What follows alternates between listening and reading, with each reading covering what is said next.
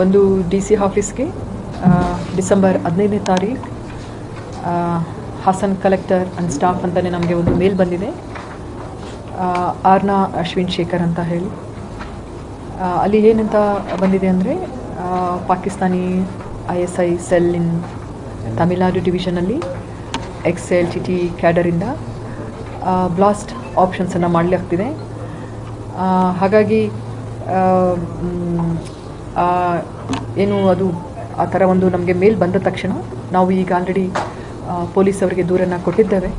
ಅದರ ಮುಖಾಂತರ ನಮ್ಮ ಅಸಿಸ್ಟೆಂಟ್ ಕಮಿಷನರ್ ಹಾಸನ್ ಅವರು FIR ಅನ್ನು ದಾಖಲಿಸಲಿಕ್ಕೆ ಹೊರಟಿದ್ದಾರೆ. ಆಗಲೇ ದಾಖಲು ಆಗಿದೆ. ಅದರ ಜೊತೆಯಲ್ಲಿ ನಾವು ನಿವೇದನೆಯನ್ನು ನಮ್ಮ ಗೌರವಾನ್ವಿತ ಪ್ರಿನ್ಸಿಪಲ್ ಸಿವಿಲ್ ಜಡ್ಜ್ JMFC ನ್ಯಾಯಾಲಯಕ್ಕೆ ನಾವು ದಾಖಲೆ ಮಾಡ್ತಾ ಇದ್ದಾರೆ.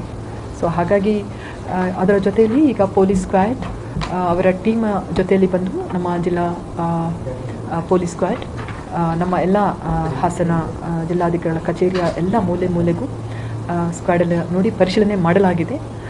ಯಾವುದೇ ಗಂಭೀರ ವಿಷಯ ಇಲ್ಲ, ಪ್ಯಾನಿಕ್ ಆಗೋದು ಬೇಕಾಗಿಲ್ಲ.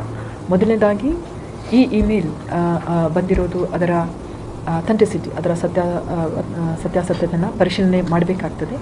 ಸೊ ಹಾಗಾಗಿ ನಮ್ಮ ರಿಕ್ವೆಸ್ಟ್ ಯಾವುದೇ ಪ್ಯಾನಿಕ್ಗೆ ಒಳಗಾಗದಲ್ಲೇ ಶಾಂತಿಯುತವಾಗಿ ಇರಿ ಅಂತ ಹೇಳ್ತಾರೆ. ಧನ್ಯವಾದ. ತಾವು ಈಗ ಮೀಟಿಂಗ್ ಎಲ್ಲ ಇಲ್ಲೇ ಹೌದು, ಇವತ್ತು ಇಲ್ಲೇ ಕಂಡಕ್ಟ್ ಮಾಡಿದ್ದೆ. ಇಲ್ಲ, ಇದು ನನಗೆ ತಿಳಿದು ಬಂದ ಮಾಹಿತಿ ಪ್ರಕಾರ ಇದೇ ರೀತಿಯಾಗಿ ಇನ್ನೂ 5 ಜಿಲ್ಲೆಗಳಲ್ಲಿಯೂ ಇದೇ ರೀತಿಯಾಗಿ ಮಾಹಿತಿ ಬಂದಿದೆ ಅಂತ ಹೇಳಿ ನಾವು ತಿಳಿದ್ವಿ. ಹಾಸನಗೆ ಬಂದಿರೋದು ಅಂತೇಳಿ ನಂತರ ತಿಳ್ಕೊಂಡ್ವಿ ಫಾಕ್ಸ್ ಅಂತ ಹೇಳಿ ಜಸ್ಟ್ ಒಂದು ಬೆದರಿಕೆ ಅಥವಾ ಒಂದು ಫೇಕಾಗಿ ಇರಬಹುದು ಅಂತ ಹೇಳಿ. ಆದರೆ ಆದಾಗ್ಯೂ ನಾವು ಗಂಭೀರವಾಗಿ ನೋಡಬೇಕಾಗ್ತದೆ.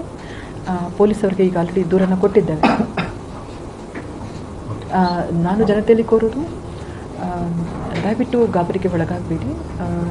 ಅಲ್ಲದೆ ಇದು ಇಲ್ಲಿ ಏನು ಸಮಯ ಮತ್ತು ಯಾವುದೇ ಇದನ್ನು ಅವರು ತಿಳಿಸಿಲ್ಲ.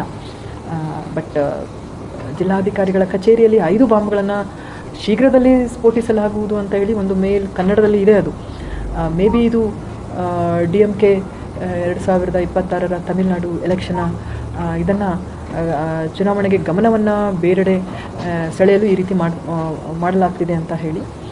ಬಟ್ ಎನ್ಕ್ವೈರಿ ಆಗಲಿ, ಒಂದು ತನಿಖೆ ಆದಮೇಲೆ ನಮಗೆ ಸತ್ಯ ಗೊತ್ತಾಗುತ್ತೆ.